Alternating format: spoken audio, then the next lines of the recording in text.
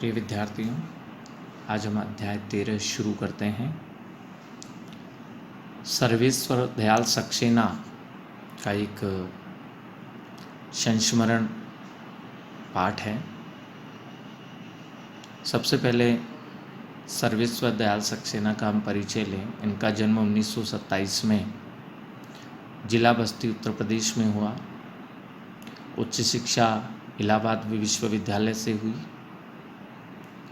ये अध्यापक, आकाशवाणी में सहायक प्रोड्यूसर, दिनमान जो पत्रिका थी उनके उपसंपादक और पराग पत्रिका के संपादक रहे हैं। 1983 में इनका आकस्मिक निधन हो गया। सर्वेश्वर दयाल सक्सेना बहुमुखी प्रतिभा के साहित्यकार थे। कवि, कहानीकार, उपन्यासकार, निबंधकार, नाटककार। इनकी प्रमुख कृतियाँ काठ की घंटियाँ, कुआनो नदी, जंगल का दर्द, खूंटियों पर टंगे लोग, ये कविता संग्रह है। पागल कुत्तों का मसीहा, सोया हुआ जल, ये उपन्यास है।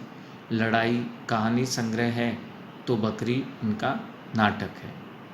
भौं भौं, खो खो, बतूता का जूता, लाख की नाक, ये इनके बाल साहित्य हैं। चर्चे और चरखे इनके लेखों का संग्रह है। खूंटियों पर टंगे लोग पर इन्हें साहित्य अकादमी पुरस्कार भी मिला है।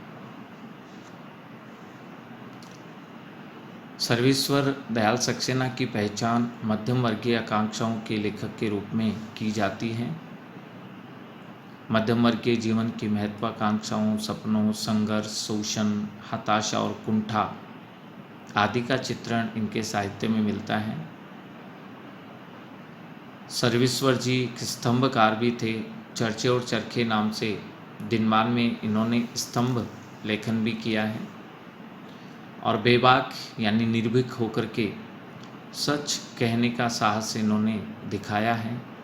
इनकी अभिव्यक्ति है वो सहज और स्वाभाविक है। संस्मरण स्मृतियों से बनता है और स्मृतियों की विश्वसनीयता उसे महत्वपूर्ण बना देती है।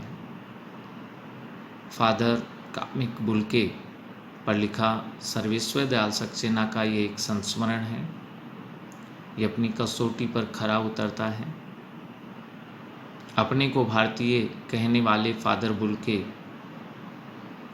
जन्म इनका बेल्जियम यूरोप के रैम्स चैपल शहर में हुआ, जो गिरजाघर, पादरियों, धर्मगुरुओं, संतों की भूमि कही जाती है। परंतु उन्होंने अपनी कर्म भूमि भारत को ही बनाया। फादर बुल्के एक सन्यासी थे, परंतु पारंपरिक अर्थ में नहीं। सर्वेश्वर का फादर बुल्के से अंतरंग घनिष्ठ संबंध था, जिसकी झलक इस संस्मरण में हमें मिलेगी। लेखक का मानना है कि जब तक राम कथा है, जैसे राम कथा जब तक चलती रहेगी, उसी प्रकार अगर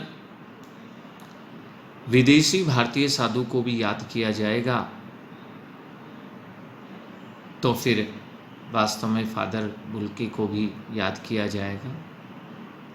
उन्हें हिंदी भाषा और बोलियों के अगाध प्रेम का उदाहरण माना जाएगा। चैप्टर का शीर्षक है मानवीय करुणा की दिव्य चमक। यहाँ पर संस्मरण में फादर बुल्के को एक मानवीय करुणा की दिव्य चमक कहा गया है। फादर को जहरबाद से नहीं मरना चाहिए था। जहरबाद एक ऐसी बीमारी होती है कि जिसमें फोड़े निकलने लग जाते हैं और अंत में उस व्यक्ति की मृत्यु ही हो जाती है। तो ऐसी ही बीमारी से फादर बुल्के की मृत्यु हुई। बड़े पीड़ित और दुखी होकर के उनका स्वर्गवास हुआ। इसलिए कहा गया कि इतने अच्छे व्यक्तित्व वाले फादर बुल्के थे, उनको इस प्रकार से कष्ट पा कर के और नहीं मरना चाहिए था। जिसकी रगों में दूसरों के लिए मिठास भरी हो,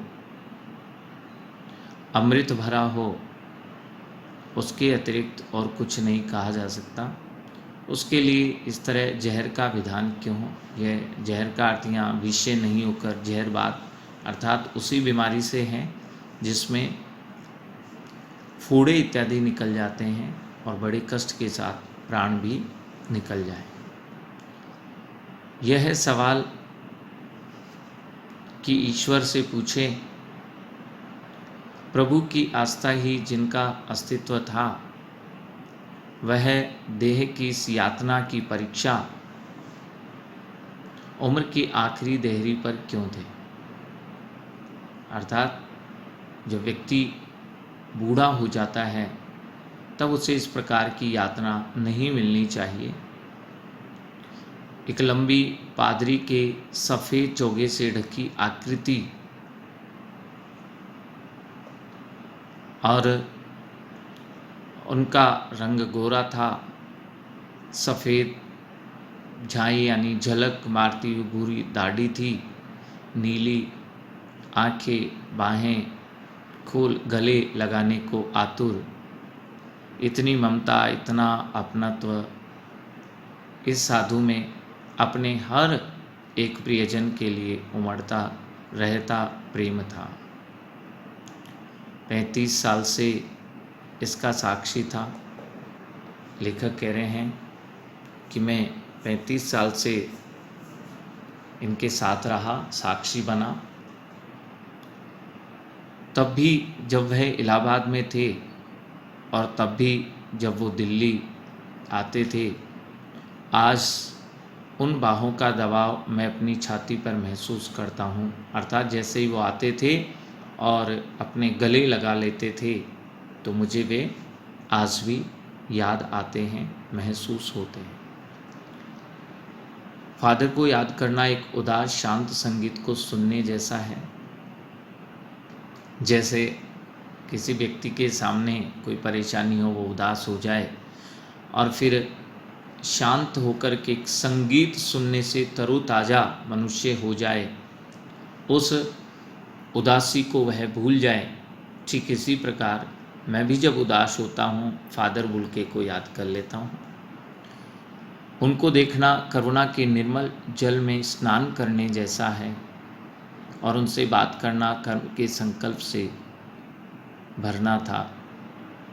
मुझे परिमल संस्था का नाम है कि उस संस्था के वो दिन मुझे याद आते हैं जब हम सब एक पारिवारिक रिश्ते में बंधे जैसे थे और हम सब में सबसे बड़े फादर बुल्के ही थे। हमारे हंसी मजाक में वह निर्लिप्त शामिल हो जाते थे और हमारी गोष्ठियों में जो विचार विमर्श बैठ कर के करते थे, वह गंभीर बहस करते थे। हमारी रचनाओं पर बेबाक, बिना किसी हिचक के, झिझक के निर्भीक होकर के राय देते थे और सुझाव भी देते और हमारे घरों के किसी भी उत्सव और संस्कार में वे बड़े भाई और पुरोहित पंडित जी के समान खड़े हो जाते थे। हमें अपने आशीषों से भर देते थे, खूब आशीर्वाद देते थे। मुझे अपना बच्चा और फादर का उसके मुख में पहली बार अन्न डालना याद आता है और नीली आंखों की चमक में तैरता वात्सल्य भी। लेखक कह रहे हैं कि जैसे मुझे अपने बच्चे से प्रेम है, ठीक उसी प्रकार ये फादर बुल्के से भी मुझे वैसा ही प्रेम था। मैं अपने बच्चे से प्रेम करता हूँ, फादर बुल्के वैसा ही प्रेम, वैसा ही वात्सल्य मेरे लिए भी रखते थे। ऐसा लगता था जैसे किसी ऊंचाई पर देवदारू की छाया में खड़े हो। देवदारू ये वृक्ष का नाम है। जैसे बहुत ऊंचा देवदारू का वृक्ष होता है और उसकी घनी छाया में हम खड़े रहते हैं, आराम करते हैं, विश्राम कर लेते हैं, ठीक उसी प्रकार फादर बुल्के देवदारू के वृक्ष के समान थे और उनके आश्रय में, उनकी छाया में हम सब रहते थे। कहाँ से शुरू करें? इलाहाबाद की सड़कों पर फादर की साइकिल चलती दिख रही है। वो साइकिल चलाते थे। वह हमारे पास आकर रुकती है, मुस्कुराते हुए उतरते हैं। देखिए देखिए, मैंने उसे पढ़ लिया है और मैं कहना चाहता हूँ। इस प्रकार से वो कहने लग जाते थे।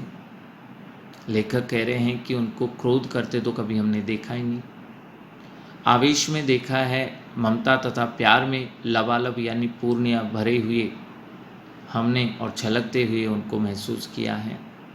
अक्सर उन्हें देखकर लगता है कि बेल्जियम में, जहाँ उनका जन्म हुआ था, इंजीनियरिंग के अंतिम वर्ष में पहुंचकर उनके मन में सन्यासी बनने की इच्छा कैसे जाग गई। बेल्जियम से उन्होंने इंजीनियरिंग की है, लेकिन सन्यासी बनने की इच्छा जागृत हो गई। जबकि उनका घर भरा पूरा था, 2 भाई थे, 1 बहन थी और माता पिता सभी थे। आपको अपने देश की याद आती है? हमारे लेखक ने पूछा उनसे, तो उनका जवाब होता है कि मेरा देश तो भारत ही है। तो वो कहते हैं मैं जन्मभूमि के बारे में पूछ रहा हूँ।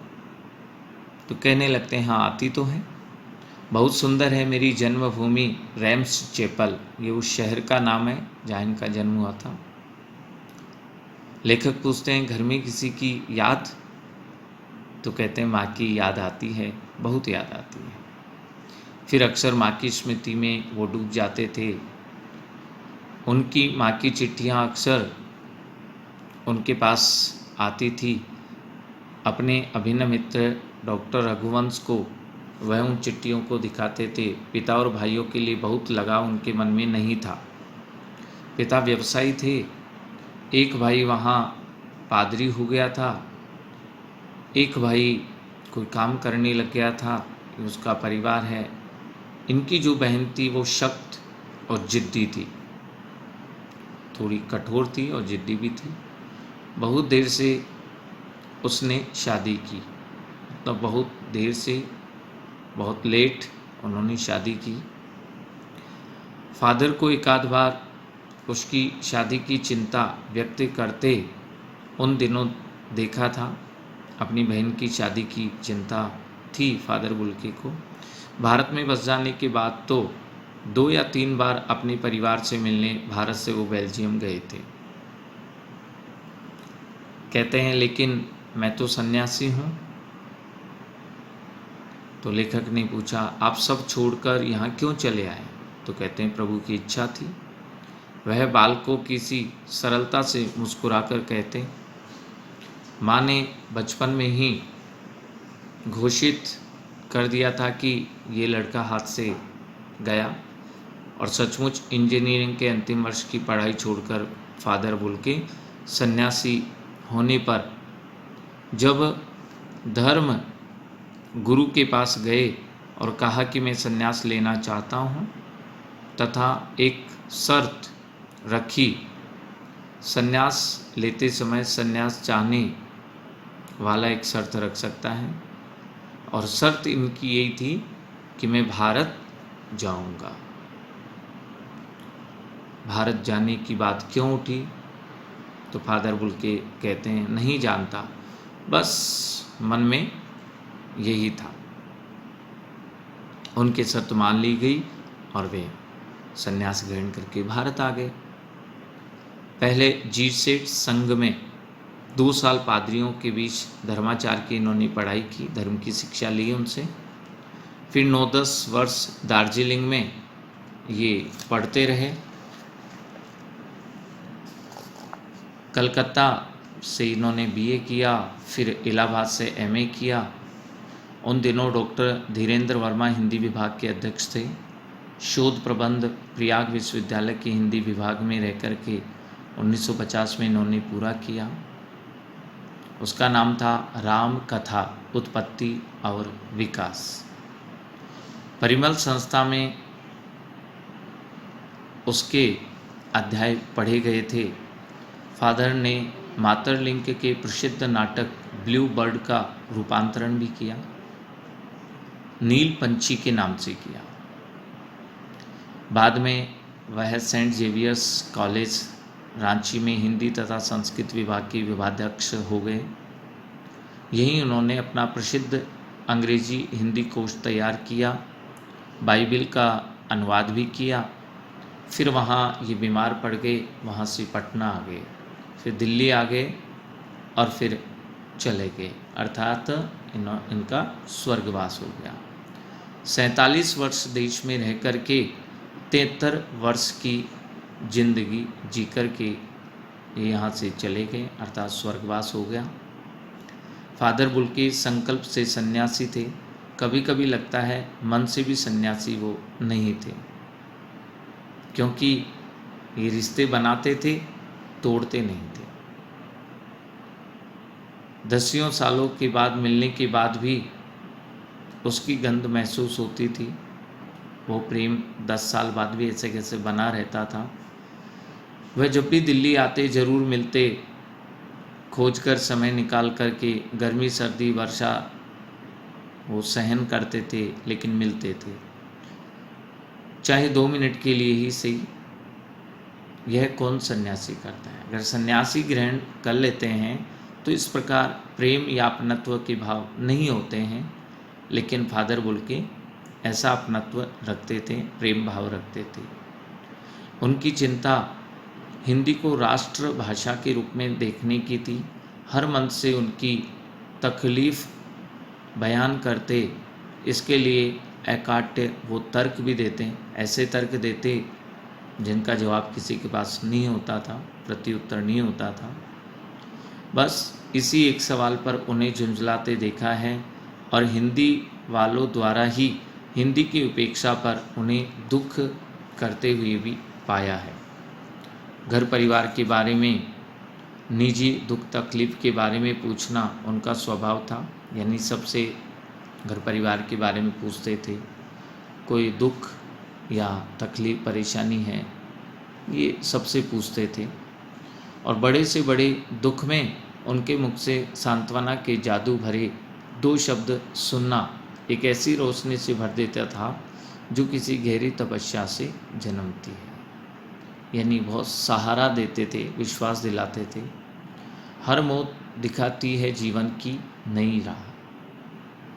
मुझे अपनी पत्नी और पुत्र की मृत्यु याद आ रही है और फादर के शब्दों से झरती हुई विरल शांति भी याद आ रही। आज वे नहीं रहे, दिल्ली में बीमार रहे, पता नहीं चला। बाहें खोलकर इस बार उन्होंने गले नहीं लगाया। जब देखा तब वे बाहें दोनों हाथों की सूजी उंगलियों को उलझाए ताबूत में जिस्म पर पड़ी थी, अर्थात उनका शव था। जो शांति बरसती थी वह चेहरे पर अभी भी दिख रही थी, लेकिन उनकी जो तरलता थी वो अब जम गई थी। 18 अगस्त 1982 की सुबह 10 बजे का समय था। दिल्ली में कश्मीरी गेट के निकलसन कब्रगाह में उनका ताबूत एक छोटी सी नीली गाड़ी में से उतारा गया। कुछ पादरी, रघुवंश जी का बेटा, उनके परिजन राजेश्वर सिंह उसे उतार रहे थे।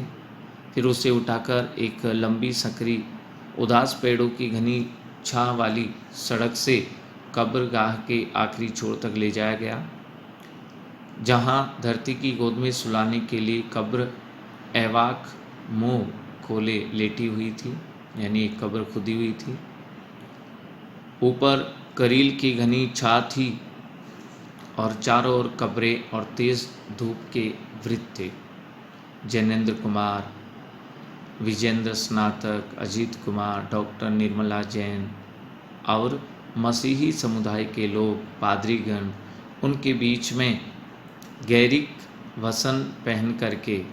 वस्त्र पहन करके इलाहाबाद के प्रसिद्ध विज्ञान शिक्षक डॉक्टर सत्यप्रकाश, डॉक्टर रघुवंश भी, जो अकेले उस सकरी सड़क की ठंडी उदासी में बहुत पहले से खामोश दुख की किन्हीं अपरिचित आहटों से दबे हुए से थे, वहाँ सिमट आए थे कब्र के चारों तरफ। ये सभी लोग उस समय कब्र के चारों ओर उपस्थित हो गए, आ गए। फादर की देह पहले कब्र के ऊपर लिटा दी गई। मसीही विधि से, जैसे कोई मसीहा होता है और उसका ये अंतिम संस्कार जिस तरह से होता है, उसी विधि से इनका भी अंतिम संस्कार किया गया। रांची के फादर पास्कल तोयना के द्वारा ये उनका अंतिम संस्कार हुआ था। उन्होंने हिंदी में मसीह विधि से प्रार्थना की।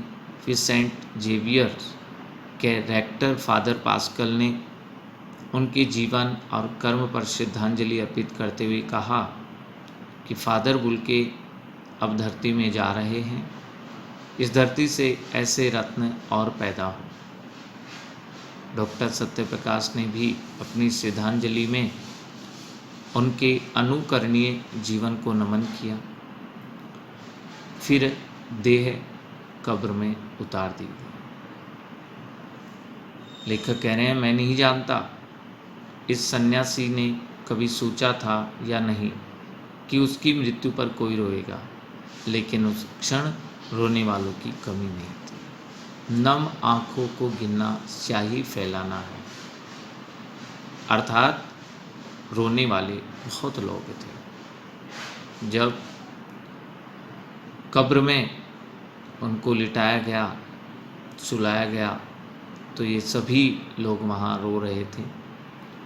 इस तरह हमारे बीच में से वह चला गया जो हम में से सबसे अधिक छायादार, फल फूल गंध से भरे थे, सबसे अलग, सबके होकर सबसे ऊंचाई पर मानवीय करुणा की दिव्य चमक में लहलाते हुए खड़े थे, जिसकी स्मृति हम सब के मन में, जो उनके निकट थे, किसी यज्ञ की पवित्र आग की आँच की तरह